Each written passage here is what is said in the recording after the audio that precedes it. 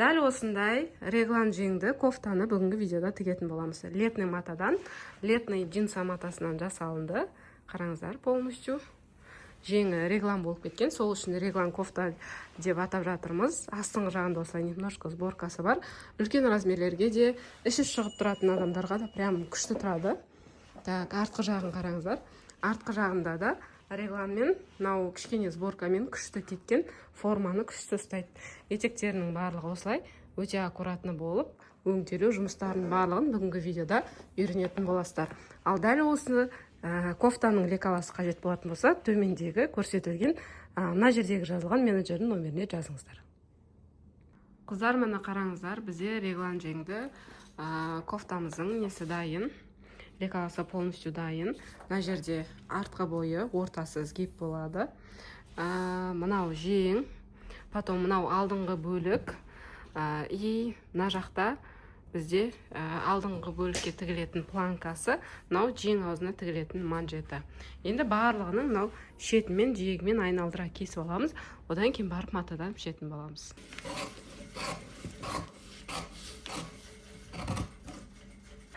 Міне бізде джинсовый мата, барлық лекалаларды қырқып алдық. Мынау астыңғы жақ беті, астар жақ, мынау оң жақ беті, мынау теріс жақ беті. Мына жерде кромкасы. Осы кромкасына мына сызығымыз параллель түсу қажет. Енді мына ортасы тұтас болады. Осыны айналдыра, былай полностью пішіп аламыз. Регланды жасап жатырмыз. Мынаның астыңғы жағын просто қайыра салуға болады. Либо мынандай әдемі сәндік ретінде өзіне подставка жасап, осымен қайырсаңыздар болады етегін. Мен осындай подставка жасағым келіп тұр. Ол үшін қалай жасап жатырмын, бірақ бұның лекаласын неге салмаймын? Не даты? Лекаланы ішіне, қоспаймын, өйткені көп болып кетеді. Тура осыны мен қалай пішіп жатырмын. Мына жерді осылай пішіп алдық. Пішіп алғаннан кейін сразу астыңғы жағына бір 5 сантиметрдей төменге қарай түсіріп қойдым да лекаланы. Тура осымен айналдыра қырқып алдым. Сіздер де осылай осы лекаланың өзінен пайдаланып жасап алсаңыздар болады. Қазір осымен осылай қайыратын боламыз соңында. Міне екінші алдыңғы жағын пішкелі жатырмыз. Мына бетті былай қойсам болады. Бірақ мына жерде өте көп кусок қалып кететін болғандықтан мына бетке қалдырып жатырмын. Мына жаққа қарай қала берсін. Міне осылай етіп пішкелі жатырмын. Бұдан 2 дана пішіп алуымыз қажет.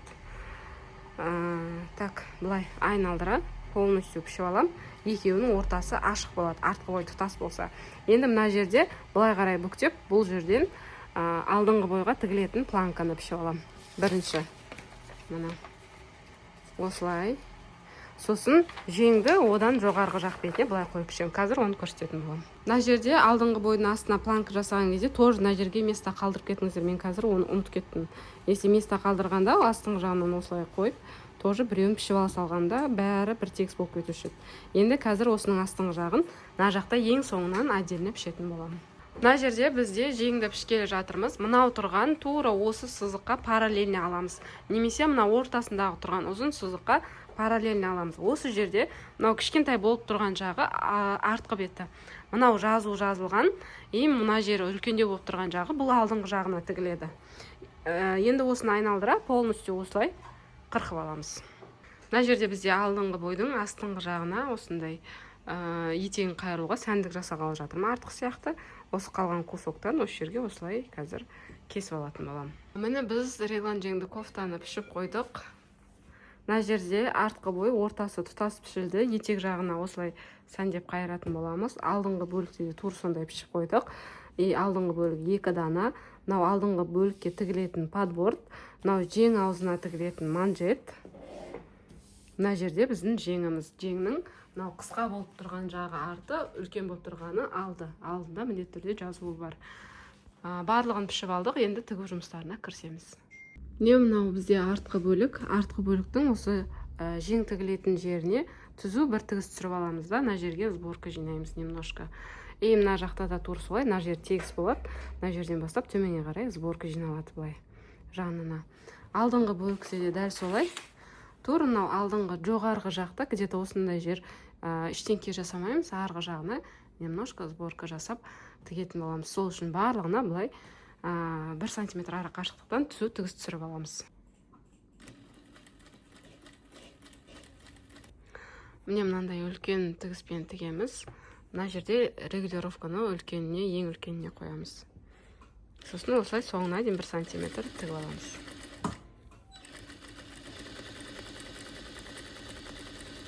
Бізде қазір мынаған сборка жасау үшін жоғары жағына тиіспейміз, төменгі жақ, астар жақ беттің жібін тартамыз осылай.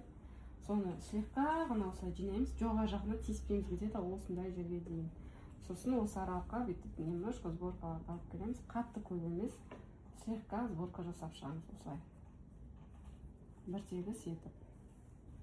Содан кейін барып, мына жерде бір тегіс сборка жасап аламыз, мына секілді етіп. Сборка жасап болғаннан кейін жеңнің артқы жақ бетін алып келеміз да, осы жерге, мына жерге алып келіп, соңына дейін бір тегіс етіп инемен қыстырып аламыз. Мынаның ұзындығы осыған сәйкес келуі қажет. Бізде мында екінші жең.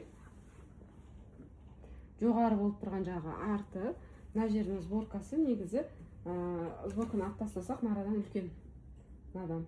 Соның сборкасын осы ұзындыққа сәйкестендіреміз да, осы жерге екі жақ бетін қойып тігіп аламыз. Міне қараңыздар, артқы бөлікті тігіп алдық. Міне осылай тіккен кезде осындай болып тұрады. Одан кейін осы жерге аберлок салып алдым. Сосын барып үтіктеп аламыз. Міне үтіктеген кезде оң бетінен осылай көрінеді. Ал артқы жақ бетінен міне осылайынан үтіктейміз. Мына жерге қазір 0,1 не түсіретін боламын, тігіс түсіретін болам, әдемілік үшін. Енді дәл осының арт жақты қалай жасадық, алдыңғы жақ бетінде дәл солай жасайтын боламыз. Бірінші, мына жер өзі қалады, етегі жағына осылай немножко сборка жасап аламыз. Мына аралықты теңестіреміз бір-біріне солай. Мына жерде ұзын болып тұр, осы ұзындықты сборка жасап сәйкестендіреміз. Сөйтіп арт жақтыкін келтірген секілді алдыңғы жақтың да бірдей етіп келтіріп, жоғары жақ пен астыңғы жағын инемен қыстырып алып тігетін боламыз. Мына жерде біз алдыңғы жақтың регланын тігіп қойдық. Сосын сыртынан осындай 0,1 тігіспен бастырып тіктік. Енді қазір қолтық астының тігістерін тігеміз. Осылай ең біріншісіне бұрыштағы тігістерді бір-біріне сәйкестендіреміз, инемен қыстырып алып, осынан былай және былай қарай соңына дейін тігіп аламыз. Мына жерде бір 10 сантиметр жеткізбей қалдырамыз. Бірінші аберлок салып алсақ болады. Тура осыны ашып, мына жерге дейін екеуінде, сосын ары қарай қосып аберлок салып кетсек болады. Екінші жақ бетінде тура солай жасаймыз. Міне жеңнің аузына екі жақ бетіне де осылай бөлек-бөлек аберлок салып алдым. Қазір манжет тіккенде оңай болу үшін енді 10 сантиметр қалдырамын да, былай полный айналдыра тігіп шығамын. Міне жеңді тіккен кезде біз мына жақта аберлок жасаған болатынбыз осы жерге дейін. Сосын 10 сантиметр қалдырдық та түзу тігіспенен осылайынан тігіп шықтық полностью. Потом аберлокты мына жерден бір жақ бетін ғана кестім да, екінші жақ бетіне басынан бастап, тура осы басталған жер бар ғой, осы жерден бастап обратно қайтадан қосып аберлок салып шықтым. Ал мынау отдельно осылай ашық бөлек болып үтіктелінді. Сол кезде аккуратно жатады. Міне осылай. Енді мына жаққа манжетті тігетін боламыз. Мына жерде жең аузына тігілетін манжетті екіге бүктеп үтіктеп алдым. Мына шетін 1 сантиметр ара қашықтықта екеуін де тігіп аламыз. Одан кейін мына жең аузына айналдыра сборка жасауға бір тігіс түсіріп шығамыз. Міне мына жерде біз қазір жең аузына манжетті тіккелі жатырмыз. Манжетті тікпестен бұрын мына сборка жасап аламыз. Жең аузына. Бұны складка жасасаңыздар да болады, бірақ біз қазір сборка жасап жатырмыз. Осылай манжетке келетіндей етіп сборканы жасап аламыз. Сборкамыз қаншалықты болуы қажет. Так, мынаны істеп жүрейік. Сборканы бір тегіс етеміз қазір. Пока өлшеп алайық. Мынаны тура осы шетімен өлшеп, былайынан өлшеп аламыз. Полностью. Сол кезде мынаны көп істеп қойыппыз. Так. Осылай бір 2 сантиметрге мынау артық болу қажет манжет. Осыны осы жерге инемен қыстырып аламыз. Сосын мына жақтағы сборканы енді бір тегіс етеміз. Бізде уже орны белгілі. Енді мына жердің сборкаларын қалай жасаймыз, барлығын ара қашықтықтарын бірдей етіп сборканы теңестіріп шығамыз. Осыны теңестіріп алғаннан кейін полностью былай инемен қыстырып шығамыз. міне мына секілді етіп инемен қыстырып аламыз. Тура осы тігіс түскен аралықтан тек бір жақ бөлігін осының соңына дейін тігіп аламыз. Осыны тігіп болғаннан кейін барып өтіктеп, ішіне қайырып, келесі тігісті түсіретін боламыз. Мына жең аузына осылай тігіп алғаннан кейін мынаны жақсылап өтіктейміз да, осы астыңғы жағына барлықтарын бірдей тігістен 1 сантиметрге артық өткіздік. Осылай мына тігістен 1 сантиметрге артық өткіздік. Инеменен қыстырып алдым. Енді қазір оң жақ бетінен 0,1 сантиметр мына жерге айналдыра бастырып тігіп шығатын боламыз. Артқы бойдың мойын ойынысының ортасын осылай істейміз. Иықтағы артқы жақтағы тігіс бар ғой, регландағы, соны сәйкестендіреміз да, мына жерді келтіреміз.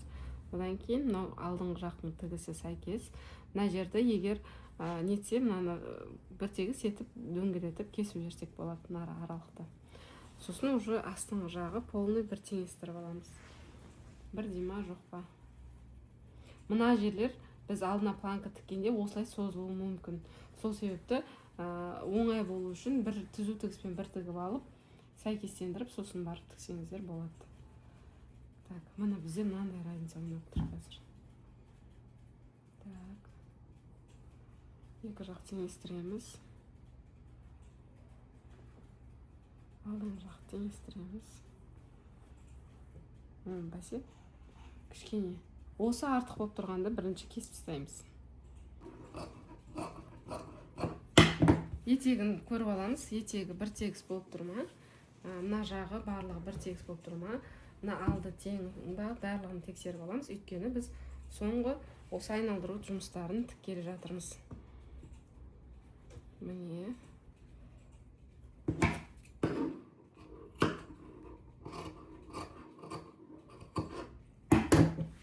Енді біздегі манжеттің именно мынандай ойынқырақ болып тұрған жағын, алдыңғы планканың ойынғы болып тұрған жағын осылай тігіп аламыз да, ортасынан кестім.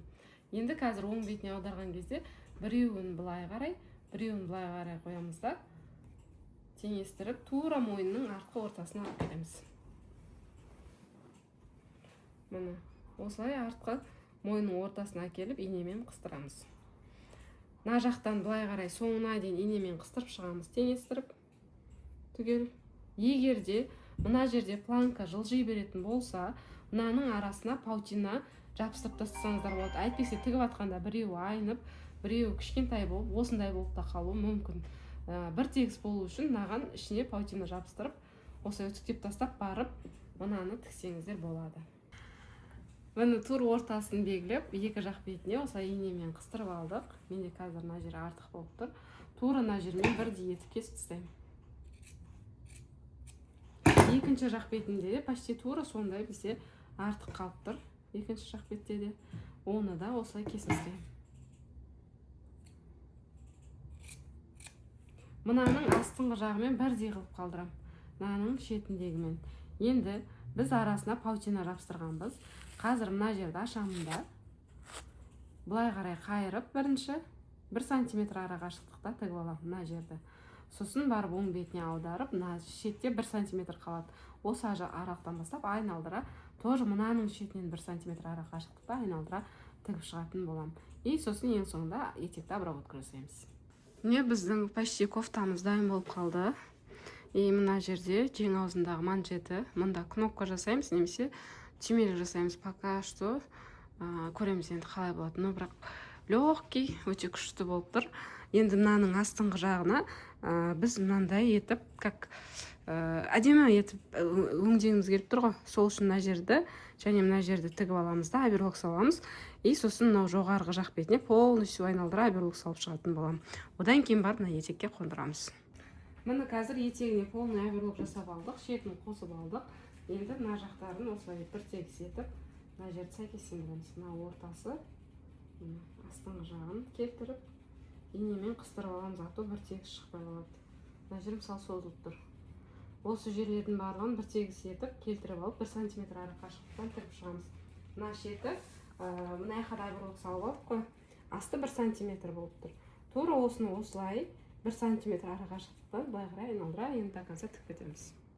Мына етегінің астыңғы жағын осылай тігіске 0,1-0,2 мм жеткізбей кесіп шығамыз. Әсіресе мына жерлерді жақындап етіп кесеміз, өйткені қазір қайырған кезде аккуратный болу қажет. Соңын айдын осылай кесіп, оң бетіне аударып үтіктеп аламыз. Мына бұрышты аударған кезде осылайынан бүктеп аудара саламыз. Сол кезде оңай аударылады. Міне қазір бізде мынау астыңғы жағы осылай аккуратно әдемі болып тұр, үтіктеп қойдық. Сырт жақ көрінісі осылай болып тұр. Қазір енді мынаны тур мына аралықтан сандық тігіспен айналдыра тігіп шығатын боламын. И еще мына жерден былай қарай 0,1 см тоже сандық тігіспен айналдыра тігіп шығамын. Сонымен все. Мына жаққа кейін кнопка либо түйме деген сияқты қадайтын боламыз. Қыздар, міне қараңыздар, осындай реглан кофтамыз дайын болды. Сіздер сұрадыңыздар, біз жасадық. Жеңі реглан, мұнда немножко сборкамен. Жең аузында мұнда кнопка қоятын шығармыз. Жеңі осылай кең, аузында осындай кішкентай ғана манжеті бар. Мынау жұқа джинсы лен деп аталады екен, сондай матадан тіктім. Вот легкий, әдем болып тұр. Артқы жағындағы етегіндегі эффект. Астарын осылай тіктік. Мұны полностью тоже классно шықты. Қараңыздар. 42-ден бастап 60 размерге дейін жасайтын боламыз. Үлкен размерлерге де прям күшті тұрады. Шалбармен бірге жасайтын боламыз.